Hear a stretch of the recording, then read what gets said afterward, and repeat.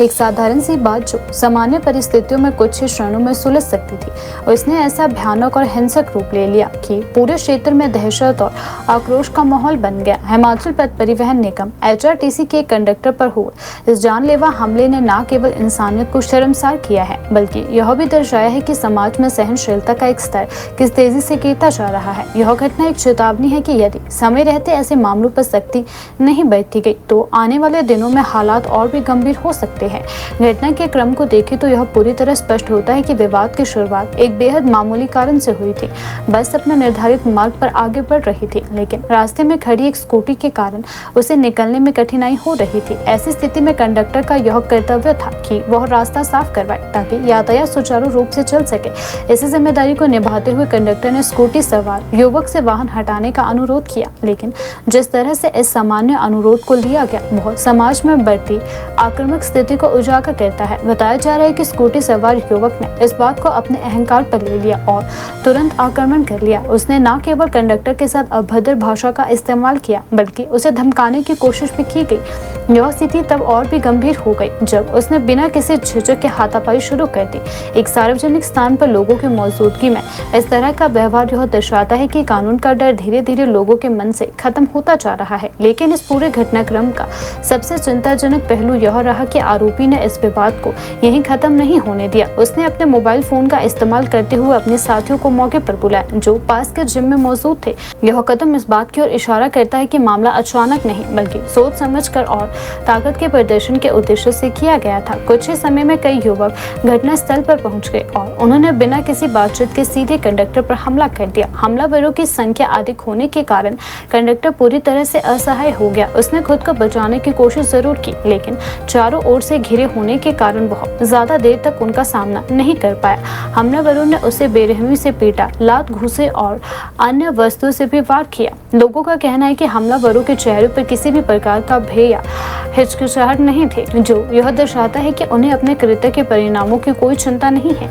घटना के बाद वहां मौजूद आम लोगों और यात्रियों के लिए यह दृश्य बेहद भयानक था। कई लोग डर के कारण दूर हट गए, जबकि कुछ ने साहस दिखाते हुए बीच बचाव की कोशिश की। हालांकि हमलावरों की संख्या और उनका आक्रमण रवैया इतना ज्यादा था कि कोई भी प्रभावी रूप से उन्हें रोक नहीं सका। यह स्थिति समाज में सामूहिक असहायता की भावना को भी दर्शाता है, जहां लोग चाहकर भी अन्याय के खिलाफ खड़े नहीं हो पाते हैं। हमले के बाद कंडक्टर की हालत बेहद गंभीर हो गई। वह खून से लथपथ होकर सड़क पर ही गिर गया। उसके सिर, चेहरे और शरीर के अन्य हिस्सों पर गहरी चोटें आई हैं। यह दृश्य किसी भी संवेदनशील व्यक्ति को झकझोर देने के लिए काफी था। स्थानीय लोगों की मदद से उसे तुरंत अस्पताल पहुंचाया गया, जहां डॉक्टरों ने उसका इलाज शुरू किया।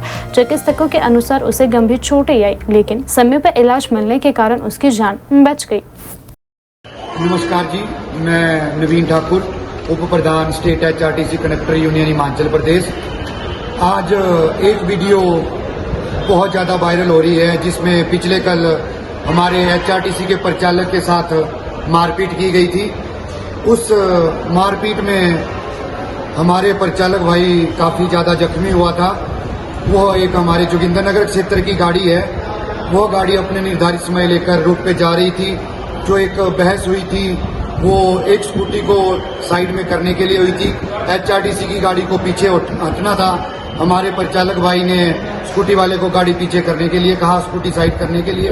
उसके ऊपर स्कूटी वाला बहुत गुस्सा हो गया और हमारे परिचालक भाई के साथ मारपीट की। मारपीट करने के बाद उस भाई ने अपने 4-5 और साथियों को बुलाया। हमारे परिचालक साथी को लहूलुहान किया और परिचालक भाई ने जब इसकी एक FIR दर्ज करवाना चाहिए तो उसके साथ हमारे कुछ और जोगिंद्रनगर क्षेत्र के प्रधान और सेक्रेटरी भी साथ में गए, परंतु बहुत दबाव होने के कारण वो FIR नहीं की गई। उसका जबरदस्ती कंप्रोमाइज करवाया गया।